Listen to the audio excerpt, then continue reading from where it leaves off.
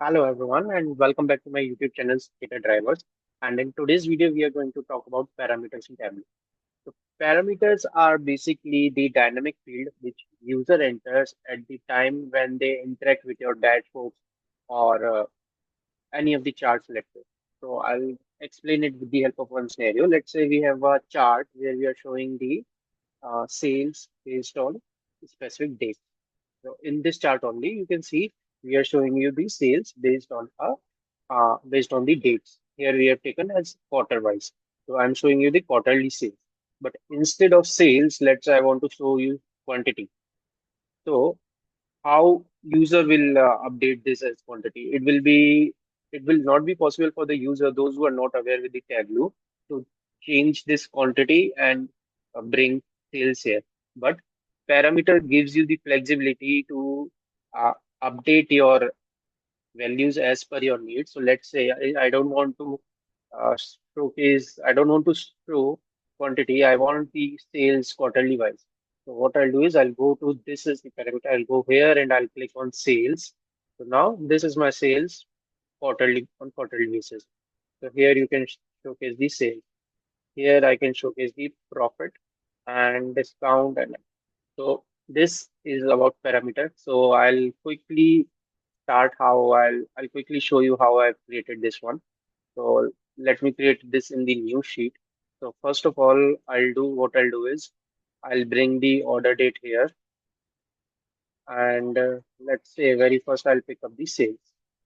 So now this is showing you the sales based on yearly basis. So instead of sales, let's say instead of years, I'll say let's say day wise I'll pick up the sales. That would be fine. Okay. But now now I don't want this sales to be here. What I'll want is I'll want let's say now user want to see instead of sales, user want to see the profit day wise. So what you will do is you will very first create one parameter. So I'll quickly come here, which I've already created. So once the parameter is created, it will come here in this particular section. Okay. So I'll go here and edit it and show you the parameter, how it looks like and all these things.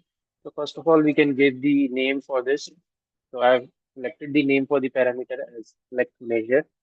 Now the data type would be string as all these are names. Sales, profit, discount, these are names. So it would be string. Current value is what you're showing currently, but it shows when the workbook opens, your current value would be discount. You can choose any of the value that you want. Now, allowable values like what all values you would like to allow. If you select on allow all, it will pick all the values, whatever the user enter. So if you click on the list, it will show you you have to enter the value here and once the value is entered, it will be displayed, and then this value will come then the basis of that list. And range, you have to define one range, and it will be picking up the value from here. Now, when you click on this fixed, so this will be values will be fixed. There will not be any change. But when you click on this, when workbooks open, so what will happen is when your workbook will open, the value for that parameter will be loaded on the basis of the field that you will select here. All right. So I'll quickly do this as cancel. I'll quickly edit come here again. So this is coming. So I've selected as list. Sales would be displayed as sales. Profit would be displayed as profit. Discount would be discount and quantity would be quantity. I have fixed the values. Okay. Now I'll click OK. I'll go here and click on show parameter. Okay. Now this parameter has been created. But let's say if I change the discount here, it is not showing like just a minute. I'll to make it better. Okay. 2810714228. If I'll select the discount, I have selected the quantity now. Nothing is happening. You see, this value is not changing. Why? Because we have created the parameter, but we have not associated with the calculated field, and that is not here in the visualization. So what we will do is we have to create one calculated field, use one parameter, define the calculation for that parameter. So I'll show you the calculation. So what the calculation I've created, case statement I've used, case select measure is our parameter name. When user selects the sales, then you have to show the sum of sales. When user select the profit, sum of profit. When user select the discount, sum of discount, and when quantity, then sum of quantity. All right. So, and this case statement ends here. I'll click on OK. Now, instead of sum of sales, I'll replace it with calculation. And just let me rename this here.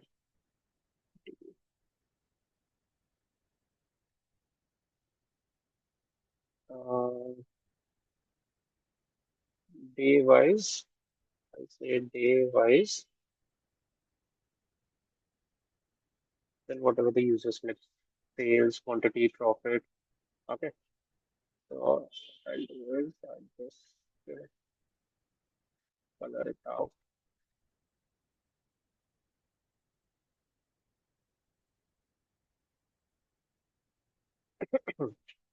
Okay. So now this is your sales. If you let's say if you click on profit, this is your profit day wise. Okay. So you are having a negative profit as well. So it is going down. If you click on discount, this is your day wise discount. If you click on quantity, this is your day wise quantity order. All right. Now doing it day wise, it is going very big. I'll say month wise. Okay. So so this is better. So now this is showing you the profit. This is your dynamic profit where you can get the details of the profit, quantity, sales on monthly basis, right?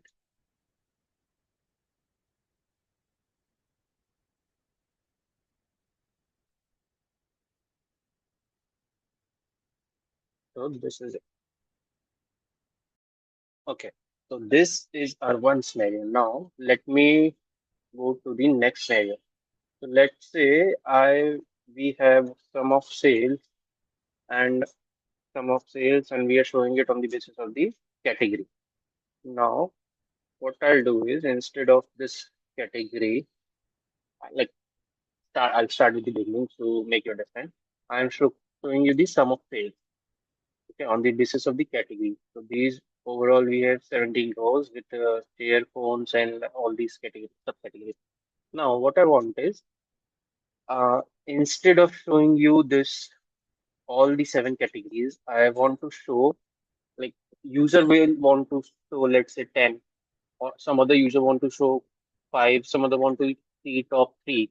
So every time it won't be possible to change this details here, and when this dashboard would be live, you won't be able to make the changes for every user. So what we can do is we can provide user a flexibility to do this with the help of a parameter. So what we will do is I've created a bar chart with sum of sales and category. Okay, a subcategory I mean. Then I'll go to this subcategory here. I'll go click on this. Uh, Sorry, I'll go to subcategory. I'll put it on filters.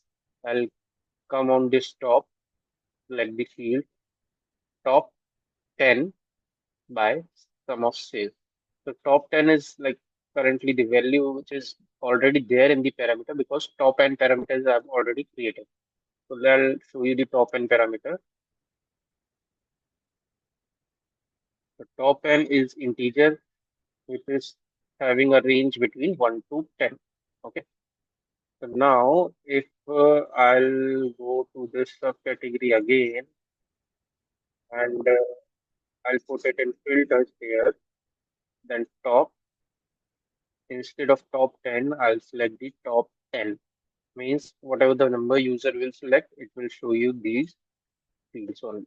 Okay, so let's top 10 currently it is showing in 10.